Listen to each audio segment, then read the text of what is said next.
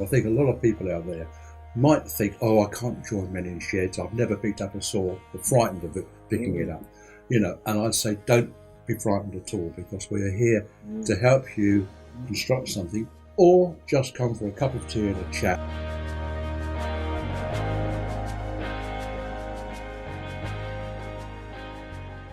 My name's Pat, and it was just over a year ago that James, myself and quite a number of these other members saw an advert in the local press about the establishment of a shed, men's shed here in Littlehampton, and we went to a meeting and we were offered a facility which was actually just a single garage, wasn't it, James, adjacent to a property that the county council owned, and that's really where we started. But at that time we had potentially about 40 members, and we decided really that yes, that was a great facility to start, but maybe we ought to look for something else as well.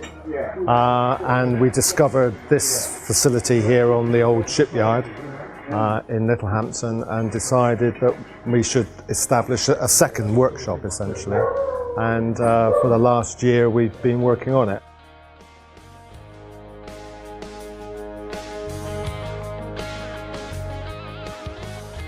This man has really done everything in this shed here. I mean, I don't know if you know that, but this was a shell. The wall wasn't there, the mezzanine floor wasn't there. And this guy and a couple of others actually have put this together, to be honest. And he's very skilled, as you can see. And we're very lucky to have him, because he's able to help us get together and maybe eventually make things like this. I mean, we're making very simple things.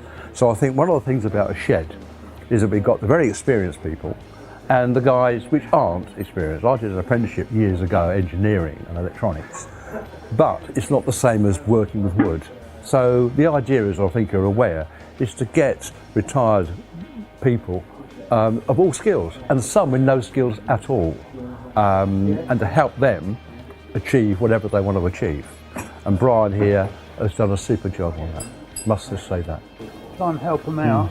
So some of them admit they don't know much about the job, you know, but we're here to help them, really. It helps me a lot. It gives me a pencil now and again, a ruler, I've got tape. That back yet, I mean, he hasn't had it back yet.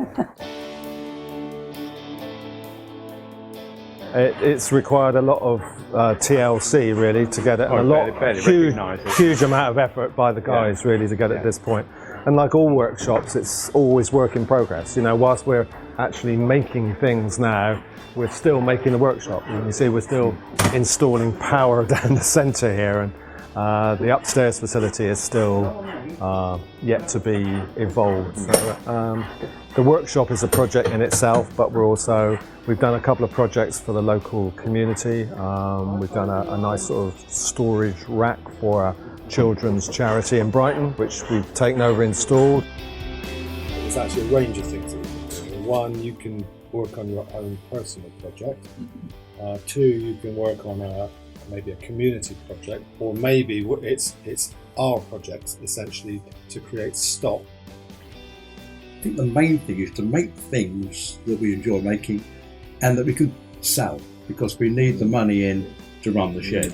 So the objective is to think of innovative things, not just the bird boxes, which we make and are great, but maybe think of things that will be needed in the next year or two by people in a different way. Garden planters of different types and designs. So when we go to market, or the local market, not the stock market, that we're able to make a bit of money and put it back, because we need a lot of money to run this place, you know, the rent and everything. You look locally, there are lots of groups of ladies getting together and chatting, and ladies do that. We men are by nature more solitary, aren't we? I mean, when we talk to each other, we stand side by side, looking into thin air rather than looking at each other. And it's a really valuable thing. This to be both sharing skills, learning things that And especially like when you've just retired, there's a big hole there, in your life. Yes, there is. I need to fill that. And also for rehabilitation. I mean, you've had a stroke, and it's great that Brian's been able to come in here and start using some manual dexterity skills again. Yes. Because now you're not working, it's hard. And also promote it. Yeah. It's brilliant.